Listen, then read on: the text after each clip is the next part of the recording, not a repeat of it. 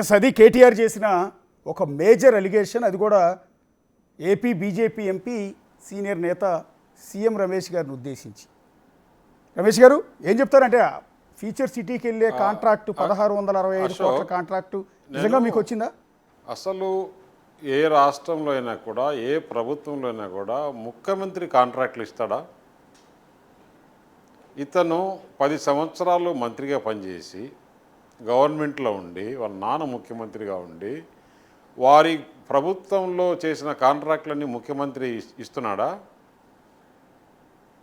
అదొకటి. ఇంకొకటి ఏమన్నాడు, ఒక బీజేపీ ఎంపీ ఒక ఆంధ్ర ప్రాంతం వాడు ఇక్కడ వర్క్ చేస్తున్నాడు, తెలంగాణలో వర్క్ ఇచ్చారు, అవార్డు అయింది అంటున్నాడు.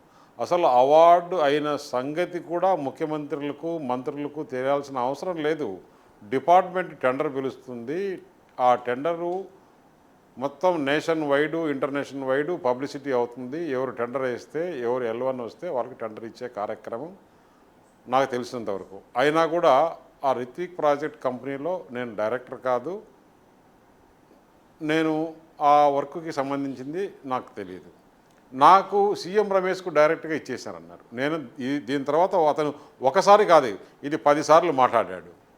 అయిన తర్వాత కూడా నేను చూసి దీనికి రిప్లై ఇవ్వకుంటే బాగుండదు, ప్రజలు ఇది కేటీఆర్ చెప్పింది కరెక్ట్ అనుకుంటారనే ఉద్దేశంతో చాలా డీటెయిల్గా చూస్తే ఆ రిత్విక్ ప్రాజెక్ట్ అనే సంస్థకి L1 అయింది. దాంట్లో చాలామంది పోటీదారులు ఉన్నారు, ఇంక్లూడింగ్ L&T ఉంది, మెగా ఉంది, రాఘవ ఉంది, ఇంకా 5-6 కంపెనీలు పోటీలలో పాల్గొంటే రిత్విక్ ప్రాజెక్ట్స్కు L1 అయింది.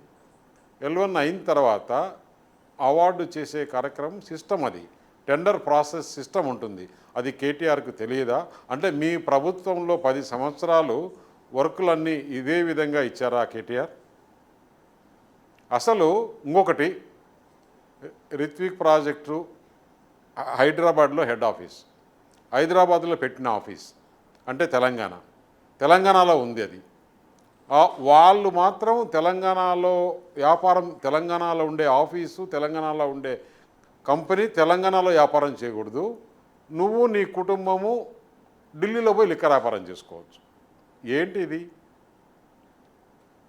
మాట్లాడడానికి ఏమన్నా కొంచెమన్నా ఉండాలి.